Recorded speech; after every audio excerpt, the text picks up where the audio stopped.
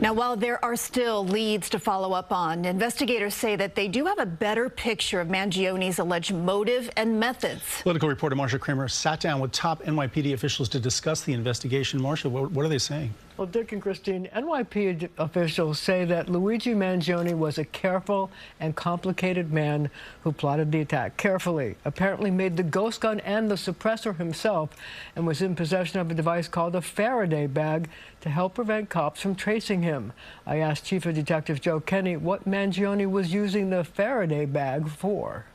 You can put your phone in there so we can't track your phone. It doesn't transmit a signal. It blocks the signal. In essence, it's like if you wrapped your phone in aluminum foil and put it in a bag. Chief of Detectives Joe Kenny and Rebecca Weiner, the Deputy Commissioner for Intelligence and Counterterrorism, talking about the arrest of Luigi Mangione, the things cops found that will play into the case, including a false ID and the Faraday case. It's a case where they say he'll be charged with murder one in the shooting death of healthcare executive Brian Thompson. There are things they know and things they are still working through, including the motive.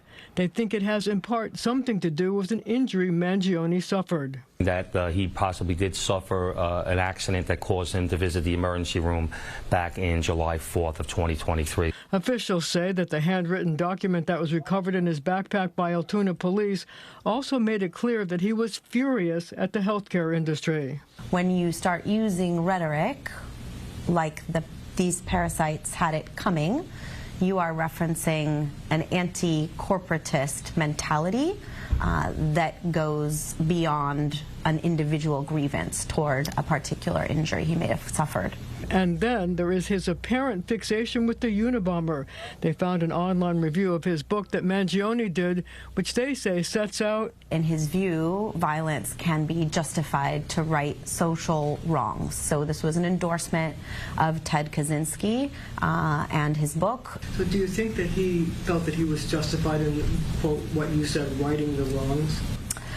I mean, that is going to be a big subject of inquiry for the detectives. Officials say they were able to act quickly to identify him as the shooter through a lot of forensic evidence. We have DNA, we have fingerprints. That's all still being processed. Were there any fingerprints on the bullets? No fingerprints on the bullets at this time, but we did have one fingerprint on the cell phone that was recovered. And as for the murder weapon, officials say he apparently ordered a receiver, which, by the way, is the bottom part of a ghost gun, from an online site, and may have had it delivered to his home in San Francisco. They say he made the rest of the gun with a 3D printer. The silencer was homemade as well. The 2.5-page document in his backpack was handwritten, which authorities say will also help them to tie him to the crime. Guys? Definitely a clearer picture from what investigators have found so far, Marcia. Thank you.